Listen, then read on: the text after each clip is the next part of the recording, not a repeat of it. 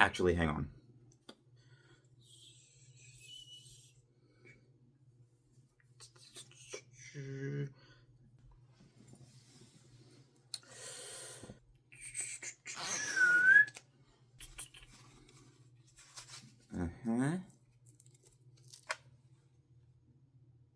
We are so fucking back.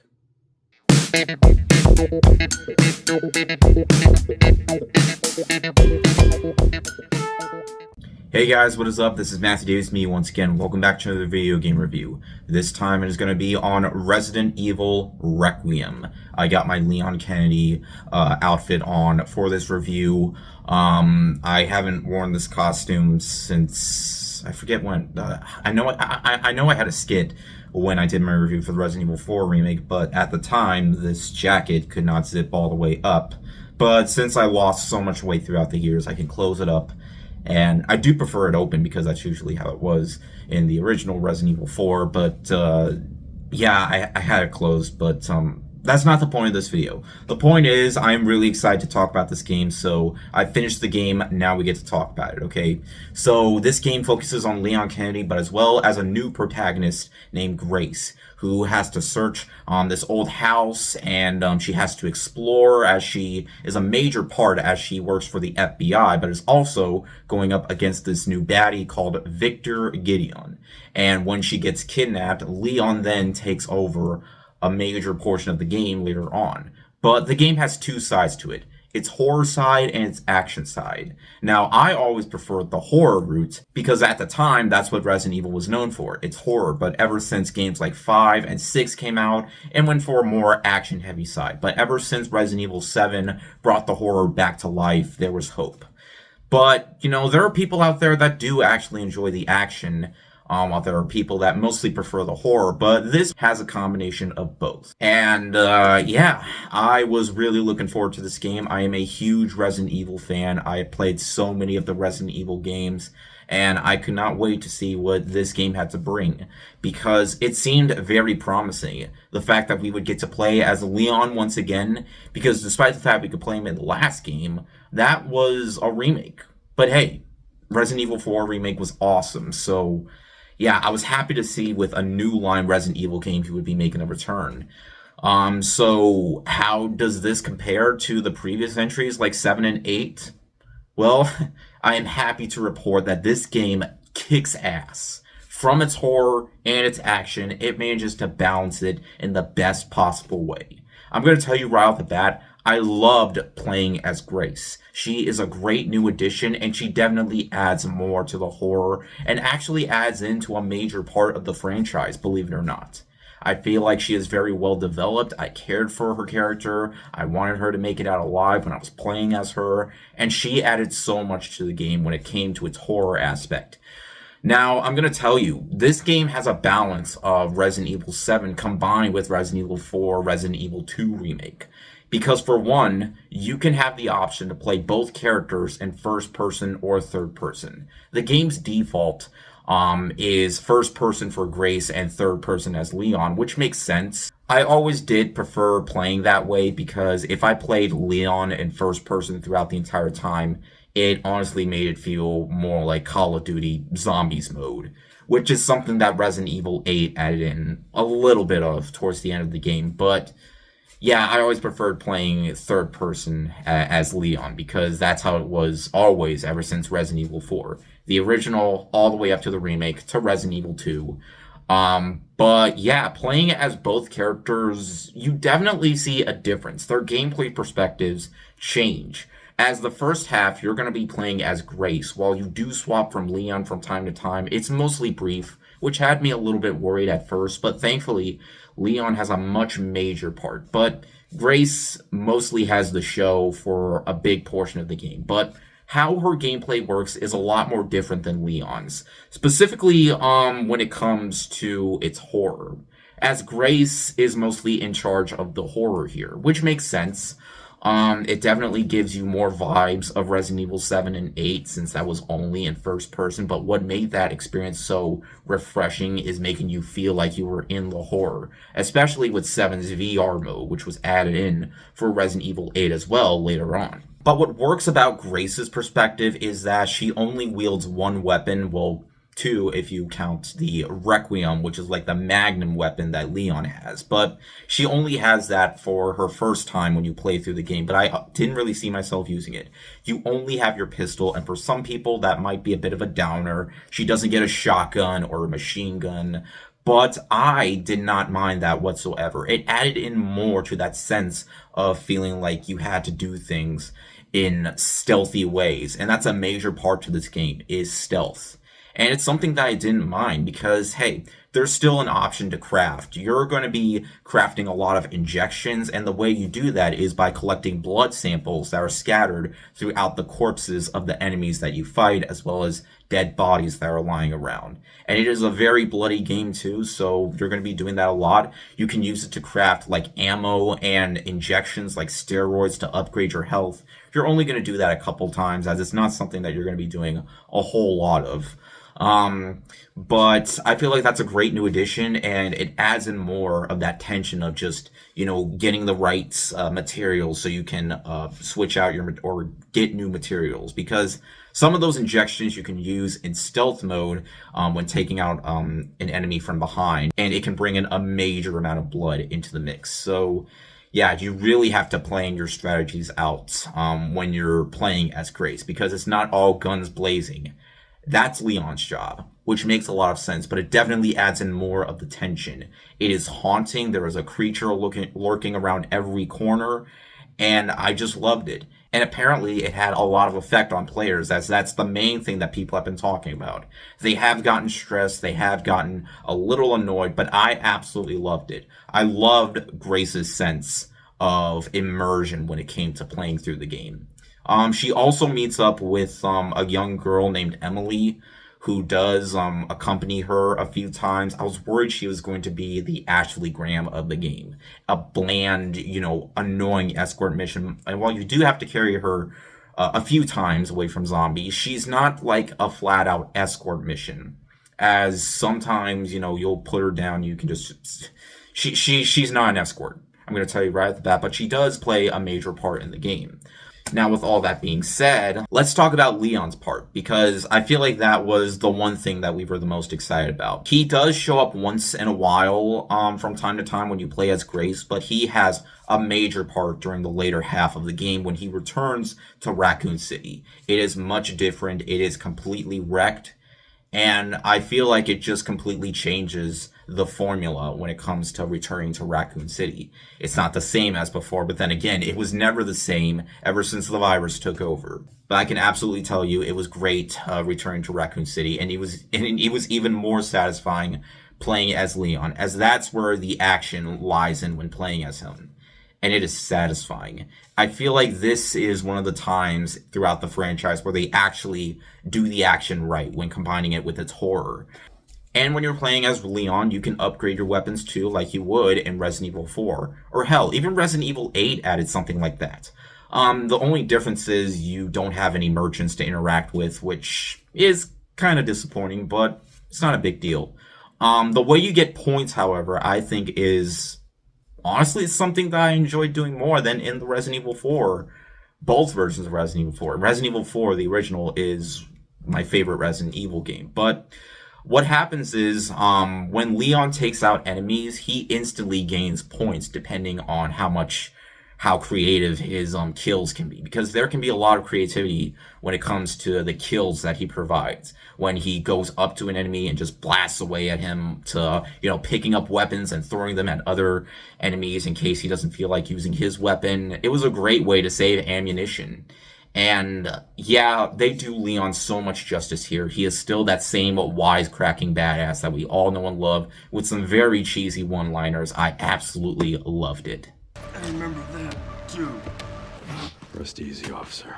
Should've worn a helmet. This day just keeps getting better and better. That took longer than planned. Luckily, I found a bike. Should make up for lost time. This is my lucky day.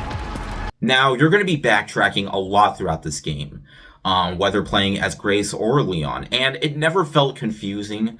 It is very common to see what exactly is laid out throughout the maps of the game. Whether you're playing Grace in the main portion of the game or playing as Leon in the later portion of the game, there isn't too many puzzles like in previous Resident Evil games, which was kind of disappointing. I felt like it would have added a lot more creativity. But it's mostly just scavenger hunting, like getting this one item to open up a locked door. But it was never like confusing or anything like that. But I feel like for some people it might be a bit of a letdown, as a few puzzles heavily rely on like getting like key items, and that's really about it. But hey, I still think the layout is absolutely spot on when playing in Raccoon City or the mansion that you explore in the beginning. Now, in terms of Grace's performance, the actress that played her did a very spot on job. She feels like she is anxious throughout this journey.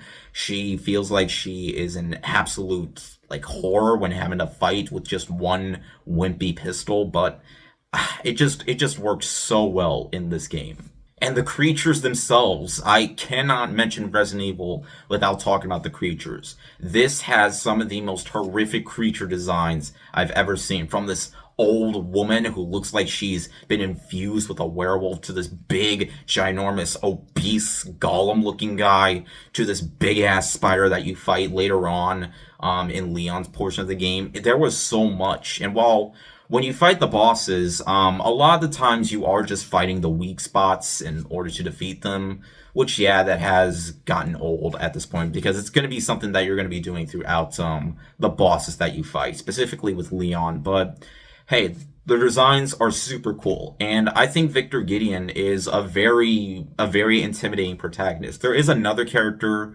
that they don't really do a whole lot of justice to later on, but I would have liked if there was like there is this one character that appears that kind of has like an Albert Wesker vibe. This is kind of a spoiler, but they don't really do his character a whole lot of justice when it comes to the later part of the game.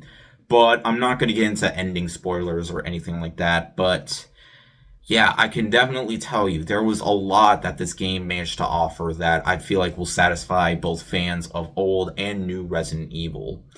And I should also point this out that, yeah, in terms of my performance with this game on how I played it, this might be a little embarrassing, but I played the Switch 2 version.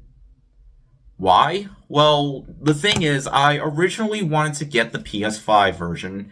I was at work, and when I heard that, a lot of copies have been selling out like crazy, I was a little bit worried, but, I didn't mind going on a massive journey to get a physical copy of the game.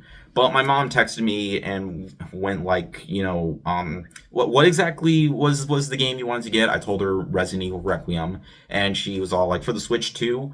I let her know that I wanted to get the PS5 version, but then she mentions, oh, I got the Nintendo Switch 2 version, but we can swap it out for the PS5 version. It's just they don't have it in stock right now, so I could return it. But I was all like, you know what? I'll just take the Nintendo Switch 2 version, because the thing is, all versions of the game are being well received right now, so I don't really feel like it mattered which version I was playing, whether it be the PC, Xbox, PlayStation, or even the Switch 2 version. So I accepted it, and I had a great time playing on the Switch 2. Another reason why I didn't really want the Switch 2 version is because it's one of those... yeah, but one of these days I'll probably get the PS5 version. But hey, I think the game runs great on Nintendo Switch.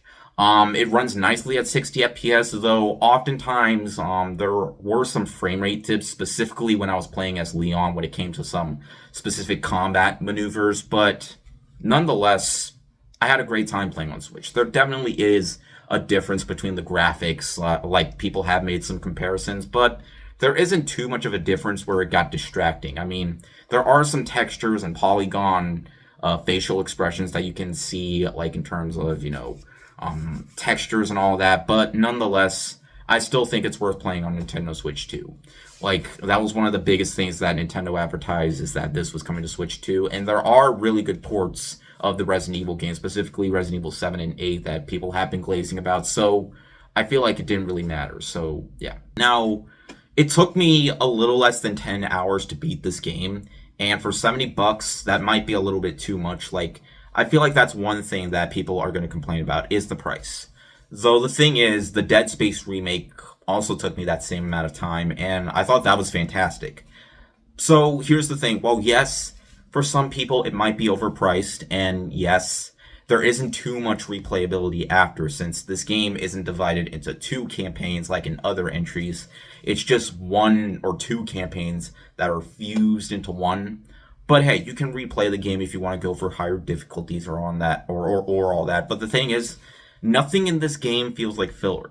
This was a genuine 10-hour campaign that I enjoyed spending my time with. There wasn't a part to the game that I thought was annoying, aside from one where you had to do a stealth section hiding away from kids as a young version of Grace. But other than that, there wasn't a time where the game dragged on too much because, again, you may be backtracking a lot from time to time, but the thing about these games is that backtracking for this franchise usually works because oftentimes you're going to pick something up and you won't have enough inventory space, so you have the option of going back to the room that has the item box, so you can put certain items in there, then go back for the other item, because sometimes the key items will fill up your inventory space. But I just love that about this game, is that backtracking doesn't feel like a chore, but it generally feels satisfying when you do manage to get that inventory space, because again, you're going to be exploring a lot and it can be very haunting. But that's the thing, these games were made to make you feel afraid, and this game did a great job of doing so when playing as Grace. And when you're playing as Leon, it feels very satisfying to get that sense of feeling free when it comes to combat.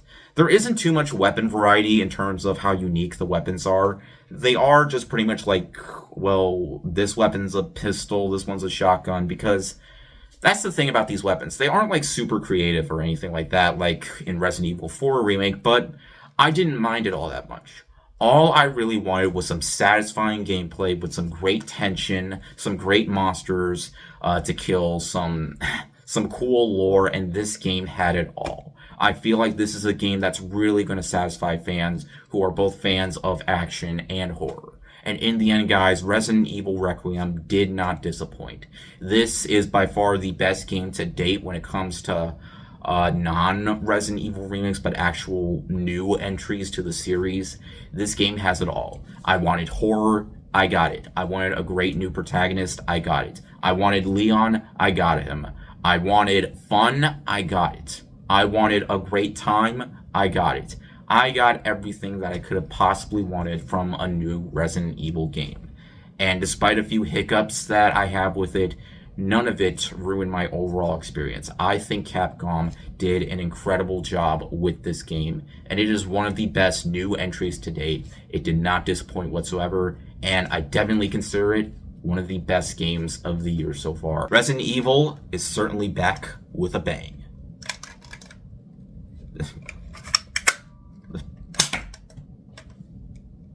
You know what I mean.